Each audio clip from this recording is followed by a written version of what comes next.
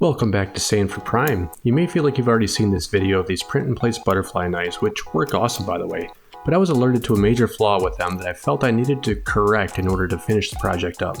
And just in case you haven't seen the first video, this print comes off the 3D printer able to fling around like this. It's pretty amazing. The original model has been very successful on Thingiverse. At the time of making this video, it has nearly 107,000 views and over 34,000 downloads. Not to mention the many people that have uploaded their own print jobs of this model, with some even customizing it with their own remixes. I also uploaded this model to Printables, where it had a similar appeal. With over 6,000 downloads, it has a rating of 4.9 stars. Many Printables users also shared photos of their own printing jobs. Thank you to everyone on Thingiverse and Printables who supported this project. And with so many eyes on it, you can only imagine how many comments I received. Some love it the way it is, and some made requests for improvement. I'm always up for a challenge, so I accept. One of my goals for this new version was to keep the new latch in the realm of print and place assembly as the original design was. So I went back to my toolbox and pulled out the inspiration for this design. The lock seems fairly simple. It's just a pivoting latch that wraps around the end of the handle. I checked out some of the other butterfly knife pictures I found online, and they all had the same end of handle latch mechanism. My second goal was to have the lock functionable in the open and closed positions, just like a real butterfly knife. And those are my only two ground rules in designing this thing, so let's get going. Fortunately, I don't have to start from scratch. I have the original model I can start from. It's been a good model so far, and I'd hate to change it too much. You can see in the end that there's probably not enough room to work with, so I'm going to add about 1/4 inch to the handle length. I'll do this by rolling back the design tree to the beginning sketch, converting entities to a new sketch, and boss extruding the length addition. I'll then add a notch to the end of this new extruded length for the latch to pass through. Because of how the handle configurations are set up, most of these additions are populating to both handles. I want to add some fillets to any sharp contours to help with the print job and make it smoother in the hands. I put a hole through both sides to act as the bushing for the latch pin, and I gave it some fillets too. Then, to keep the latch supported during the print without using slicer supports, I added this in-model support so that the latch material doesn't just fall into the void as it tries to print into the air. You might be able to see this as more necessary by looking at the model as a whole and understanding the intended print orientation. Anyways, to help the support print better, I'll add a radius to the underside and then add some more fillets to keep everything as smooth as possible. So here are the new handles all put together. The side that the latch will be attached to has a through hole and the in-model support structure to start the latch. The other handle will have the same diameter hole indents on the inside of the handle only. Oh, the joys of being able to 3D print. So now that that's done, a new part needs to be made, the latch itself. I'll just roll down through the design tree real quick to show the process a little.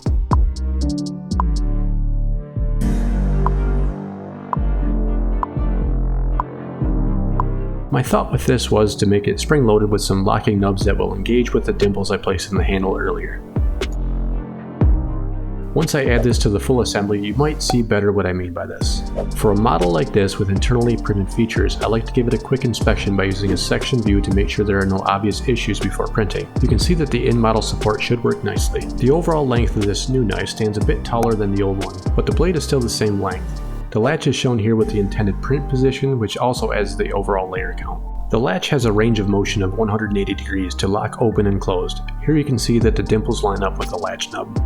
I better get the latch back up right before sending it to the printer. I actually had no idea how to do this when the original knife was designed.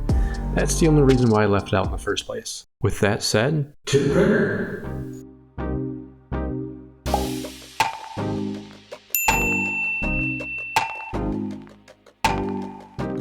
Well, I can already see that the latch printed like crap. The original design is so cool though. Right from the printing bed you can just pull the handles apart from each other to open it up. The more the handles are worked back and forth, the smoother it gets. But that's not why you're here, is it? Because you've already seen that video, right? So let's get to this new latch and how that works. The intention was that it breaks free the same as the handles did, just having to break apart the temporary bond between the latch and the in-model support. Still can't get over how bad that part printed. So I'm ignoring the curb appeal for now and just a quick functionality test. It's supposed to lock the handles open and closed. It seems to lock in the open position just fine. It does seem to hold very well. I mean, I'm pulling on the handles pretty hard and it's not opening, which is a good thing so it doesn't come open in the pocket. It takes a little bit of pressure to disengage, but it's not terrible. I kind of like the snappiness of it, honestly. It takes a firm press of the latch to get it to disengage. It kind of has a satisfying click to it too. As I said before, it locks in both the closed and open positions with a similar holding power in the open position. I just want to throw it around a little bit to see how different it feels from the original without the lock.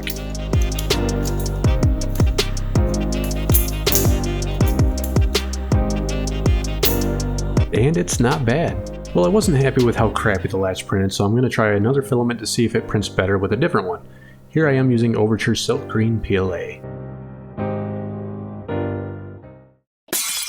Well shoot, that didn't turn out well. Everything was good until the springy part. It broke free from the in-model support and pivots just fine though.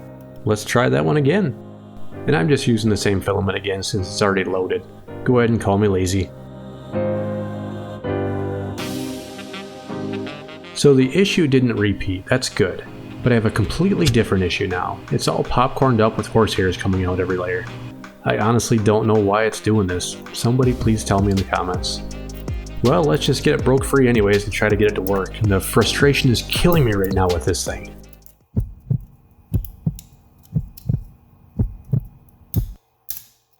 And that wasn't supposed to happen. But it did tell me something. I need to redesign. So my thoughts are at this point that the walls are obviously too thin at the springy part. The thickness at this point is only 0.8 millimeters, which is about 2 layer widths when using a 0.4 millimeter nozzle. This can be observed in the slicer. I did like the way the sides sprung into place, but I think this has to be scrapped for a new idea. So I took the center slot out and reduced the height of the nubs that stick out the sides. Now when I check it out in the slicer, there's plenty of strength in this area. This might also get rid of the hairs and crackly surfaces. I can only hope. The only way to find out is to print it, I guess.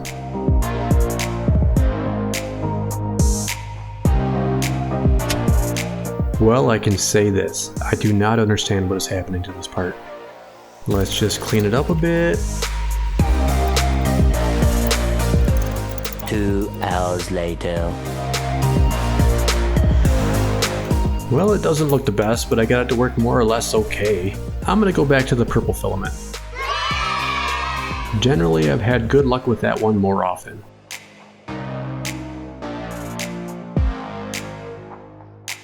And I guess that good luck transferred over to this one because I can't complain at all about how it turned out. Although it has a few hairs attached, but these are easy to just pull off. Let's get the latch broke free and wiggle it around a bit until it smooths out.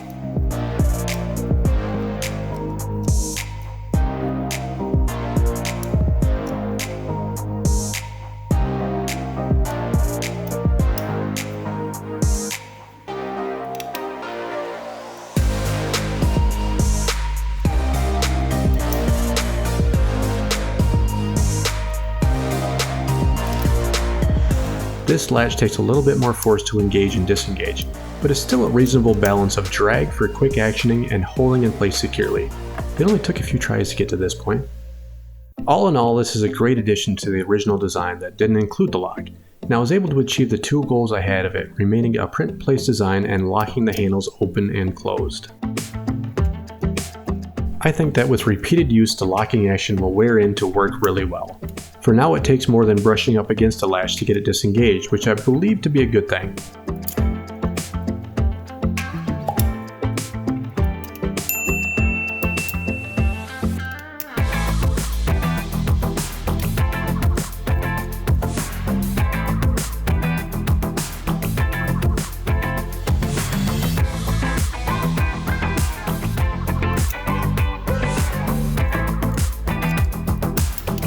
This was a fun model to create, print, and fidget with initially, and this latch makes it more so. I'm just curious if it will ever get too worn someday to where it doesn't hold as well, at which point I guess I can just press print again.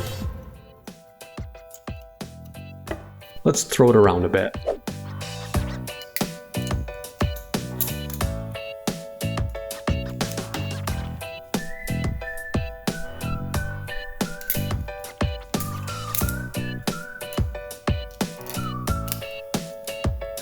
At this point, I printed out quite a few of these things. Some are different design stages, some have been failures, but mostly just different materials and colors. But nothing beats the feeling of having closure with the final result that actually works.